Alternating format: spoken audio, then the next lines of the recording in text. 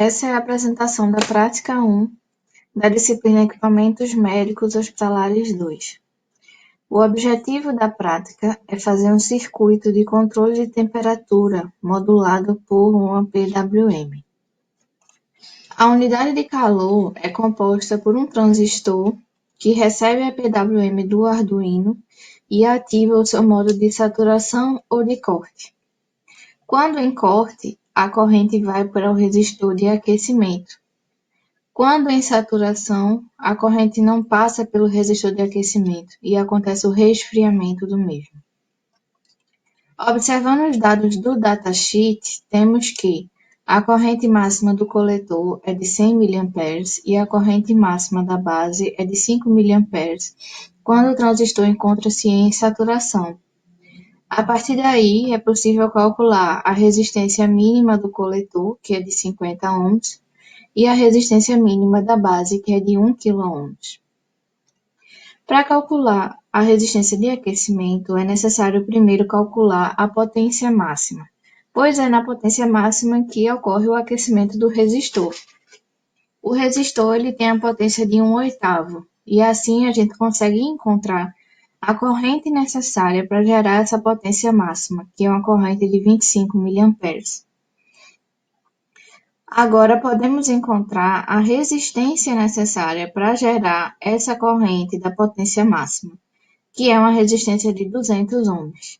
Porém, essa resistência é a soma da resistência do coletor mais a resistência de aquecimento. E nós sabemos que a resistência do coletor mínima é de 50 ohms.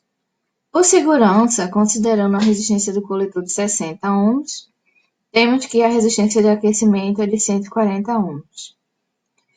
Outro processo importante de detalhar é a conversão da tensão para a temperatura no sensor de temperatura e no potenciômetro. Essa escala aqui ela é obtida pelos dados do sensor e vai ser utilizada também no potenciômetro para ficar compatível com o sensor. Então, para um nível de tensão de 0,1 volts, encontra-se uma temperatura de menos 40 graus. E para um nível de tensão de 1,75 volts, encontra-se uma temperatura de 125 graus. Por uma regrinha de 3, encontra-se a seguinte relação. A temperatura é 100 vezes a tensão menos 50. Voltando agora para o circuito, aqui nós temos a parte do transistor, o circuito de aquecimento, o sensor de temperatura, o potenciômetro, onde nós vamos selecionar a temperatura desejada, e aqui o buzzer, que vai apitar quando a temperatura do sensor for acima de 38 graus. Agora vamos para o código. Aqui foi definida a porta do PWM na porta 3, o valor máximo 255 e o valor mínimo que nós vamos utilizar mais na frente no PWM. Foi definida também a porta do sensor de temperatura, a porta A5, essa aqui. A porta do potenciômetro, A4. E o buzzer na porta 7. Aqui foram definidos os tempos, onde vai ficar on e off, a PWM, para aquecimento e para resfriamento. Para montar o circuito na bancada, deve-se realizar testes e alterar esses valores para que encontre-se a estabilização desejada da temperatura. Aqui foi iniciado o serial e foi definida cada porta se é saída ou entrada, ou seja, a PWM é saída, o sensor de temperatura e o potenciômetro são entradas e o buzzer também é uma saída. Agora vamos para o código do sensor de temperatura. Foram definidas duas variáveis, tensão e temperatura, ambas do tipo float. A tensão ela é a leitura da porta analógica do sensor de temperatura vezes 5 dividido por 1024. Mas por que isso? O Arduino, quando ele vai ler uma porta analógica, ele vai transformar para digital. Mas nós queremos o valor da tensão, então precisamos fazer essa continha. Agora, para relacionar a tensão com a temperatura, utilizamos a fórmula que foi demonstrada anteriormente. 100 vezes a tensão menos 50 é igual à temperatura. E aqui printamos no monitor serial esses valores. O potenciômetro, como nós queremos gerar uma tensão e transformar essa tensão em um valor de temperatura para usar como a temperatura desejada, nós vamos utilizar a mesma escala do sensor de temperatura, então o código é bem parecido. A única coisa que muda na fórmula que relaciona a tensão com a temperatura, nós dividimos por 10 no final. Agora o código da PWM. A PWM é formada por duas partes, a parte crescente, onde vai de um I mínimo, que nós definimos lá em cima como sendo igual a zero, até o I máximo, que é 255, e a parte decrescente, onde vai do I máximo, que é 255, até o I mínimo, que é zero. Porém, antes das partes crescente e decrescente, nós temos um atraso. E esse atraso serve para definir por quanto tempo a onda vai ficar no seu nível máximo ou no seu nível mínimo. Isso é interessante porque, dessa forma, é possível controlar o tempo de aquecimento e de resfriamento.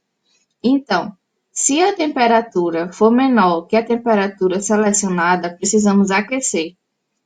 Então, ele vai dar uma espera do tempo que a onda vai ficar on para gerar o aquecimento. Agora, se a temperatura for maior do que a temperatura selecionada, precisamos de um resfriamento.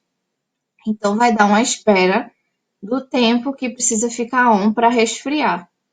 O tempo que precisa ficar on para resfriar é maior do que o tempo que precisa ficar on para aquecer, porque quando ele está on, acontece a saturação e acontece o resfriamento do resistor de carga. Agora, temos a parte decrescente da onda e temos o mesmo delay, o mesmo código de antes, só que agora vai ser o tempo que é necessário ficar off para aquecer e o tempo que é necessário ficar off para resfriar. Nós já sabemos que o tempo que precisa ficar off para aquecer é maior do que o tempo que precisa ficar off para resfriar. Porque quando ele está off para aquecer, é justamente quando a PWM está no seu valor mínimo, que o transistor está em corte, que acontece o aquecimento. Agora temos o código do buzzer, que se a temperatura do sensor for maior do que 38, ele vai tocar no buzzer que está na porta 7, com esse tom, por esse tempo. Vamos agora iniciar a simulação. Olha, aqui a gente está vendo que a temperatura desejada está de 3 graus e a temperatura do sensor está de 24,71. Então, ele precisa resfriar. O tempo on precisa ficar maior do que o tempo off. E é o que a gente está vendo aqui, ó. O tempo onde a PWM está no seu valor máximo está maior, mais longo, do que o tempo onde ela está no seu valor mínimo, porque ele precisa resfriar. Agora, se a gente alterar o valor da temperatura desejada, agora a temperatura está 36, a temperatura desejada, e a temperatura do sensor está 24, então ele precisa aquecer. O tempo que ele precisa ficar off deve ser maior do que o tempo que ele precisa ficar on. E aqui a gente consegue ver isso, porque no tempo off é onde acontece o aquecimento. Agora, se a gente variar a temperatura aqui,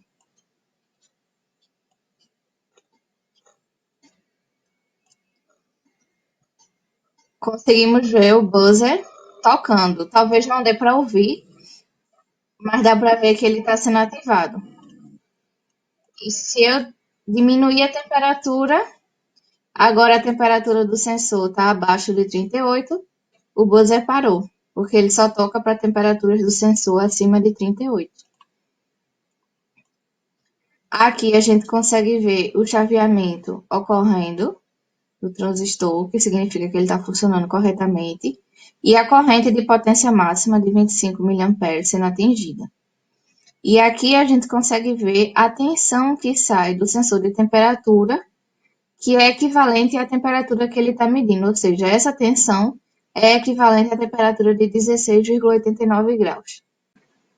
É só uma observação em relação aqui à fórmula que relaciona a temperatura com a tensão no potenciômetro, que ela, diferentemente do sensor de temperatura, nós precisamos dividir por 10 no final. Isso é porque a variação de tensão no potenciômetro é diferente da variação de tensão no sensor de temperatura. Então, precisamos dividir por 10 para deixar na mesma escala.